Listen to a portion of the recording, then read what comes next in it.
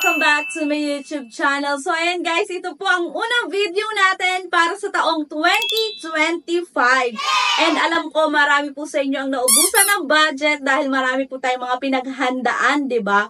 So ngayon, meron tayong i-share na isang online lending application and pwede niyo po siyang i-consider. Pero hindi ko po sinasabing mangungutang na agad kayo dito. So panoodin niyo po hanggang dulong video natin para malaman niyo kung worth it nga bang utangan ang online lending application na to o hindi. And saka lang kayo guys mag-decide after nyo pong malaman kung ano nga bang meron dito sa isang online lending application na i-review natin. And ito nga pong online lending application na to is nagpapautang daw po ng up to 80,000 pesos. O diba, ang laki ng kanyang maximum loanable amount, flexible credit limits, low interest without concerns, and convenient and efficient processes.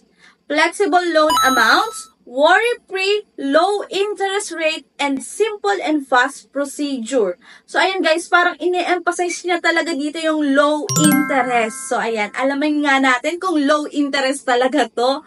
But before we continue guys, baka gusto niyo pong sumali sa ating pa-GCash giveaway. So, dito sa video natin na to, mamimili po ako ng 1 lucky winner at mananalo ng 100 pesos. At ang announcement po ng ating weekly GCash giveaway is tuwing Sunday. Hindi lang yun guys, meron din po tayong pag-grand GCash giveaway. So starting January guys, ang ating pong pag-grand GCash giveaway is 1,000 pesos. Isa lang po ang mananalo ng ating pag-grand GCash giveaway at ang announcement naman po noon is tuwing last Sunday of the month. Ang kailangan nyo lang gawin guys para mapasali po kayo sa ating mga GCash giveaway is kailangan nyo lang mag-subscribe dito sa ating YouTube channel, i-like itong video at mag-iwan ng comment dyan sa comment section.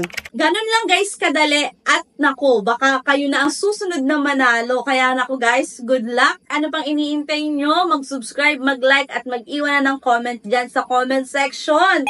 So, balik na po tayo dito sa ating online lending application na pag-uusapan. At ang online lending application na pag-uusapan po natin ay si Agad Peso Loan App Philippines. So, guys, bagong-bago po itong online lending application na to.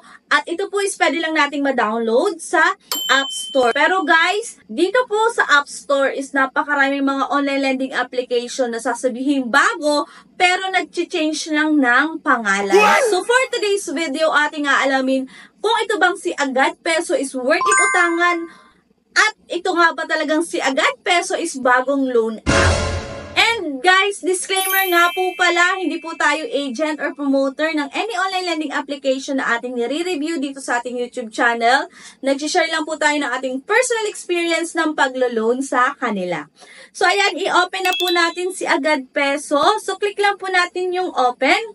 So dito guys, kailangan lang po natin i-allow and dito, ang una po natin kailangan gawin is ilagay po natin yung ating active phone number and click lang po natin yung verification code para makuha po natin yung code and click login.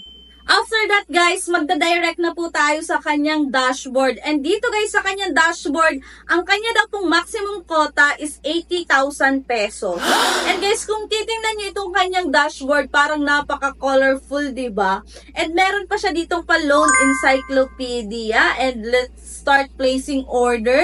Place an order, certification, and receive money. So, i-click na po natin dito yung apply. Ito po yung mga certification na kailangan nating i-provide dito kay Agad Peso. So, verify identity, personal information, work information, contact information, and bank card information. Dito po sa verify your identity, narito po yung mga available IDs na pwede po nating magamit pag tayo po is mag-a-apply, which is driving license, PRC, SSS, passport, postal ID, UMID, TIN, Voters ID, National ID, Pag-ibig ID, and Health Card o yung Health Card po natin.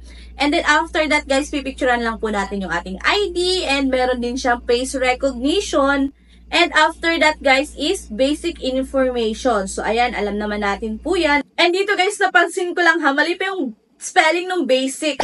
Basiyak. So naku guys, next is the employment information. So nandyan lang naman guys yung kung ano ba yung trabaho po natin. And then after that guys is emergency contact. So dito naman kailangan lang natin ng 3 emergency contact. So kokonti guys compare sa iba na 5. And after po noon is yung atin ng bank card information. So, ayun, ganun lang guys kadali. Pwede po ang e-wallet and bank. Sa e-wallet, available po ang GCash, PayMaya, GrabPay, Coins, Shopee, and OmniPay. So, ako kalimitan GCash lang naman po lagi ang aking ginagamit. And then, click lang po natin yung next step. And, ayan. Narito na guys yung loan details. Ang kagandahan guys dito kay Agad Peso is transparent po siya. So ayan, pinakita niya talaga yung kanyang loan details. May amount po talaga. Compare po dun sa iba na nag-o-auto submit, diba? And magugulat na lang tayo, may ganun ka na palang utang. Na hindi mo man lang nakita kung magkano ba talaga yung loan offer. So pero dito guys, kompleto po dito kay Agad Peso. Narito po yung kanyang loan information. So product name, Agad Peso. Ang loan amount po na offer po sa akin is 2,000 pesos. And take note guys, ang interest niya is 0. So, di ba? Maganda kasi 0 yung kanyang interest. Pero nako guys, bumawi naman siya sa kanyang service fee which is 800 pesos. Wala na po siyang other fee, kaya naman ang marireceive na lang po natin is 1,200 pesos. So, ayan. And take note guys, for 7 days lang po ito. For repayment information naman guys, ang akin po magiging first repayment date is January 4, 2025. At ang akin pong amount na babayadan o ibabalik sa kanila is 1,980. And yung tirang 20 pesos naman guys, pwede naman daw po siyang ma-waive. Kasi sabi dito, if you repay the first installment on time, we will waive the second installment for you. So ano sa palagay nyo guys? Okay bang utangan ang online lending application na to na kung saan nga is 800 pesos na agad yung kanyang service fee?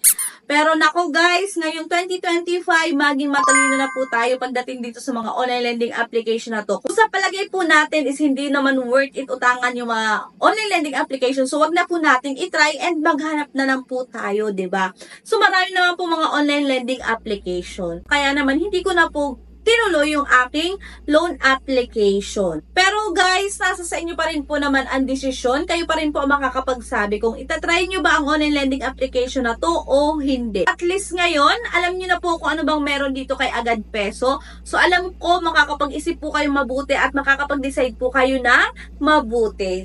Sa mga nakatry naman po dyan kay Agad Peso, baka naman po pwedeng i-share nyo dyan sa comment section. Kamusta po ang inyong experience? Para doon naman po sa mga magbabalak na mag-try is, alam na nila yung kanilang expectation, diba? So, ayun guys, yun lang po yung meron dito kay Agad Peso. That's all for today's video. Sa mga hindi pa po nakasubscribe sa ating YouTube channel, i-click nyo na po ang subscribe button, i-like nyo na rin po itong video at mag-iwan na ng comment dyan sa comment section. So, yun lang. Babay na po muna. Thank you for watching and see you on my next vlog. Bye!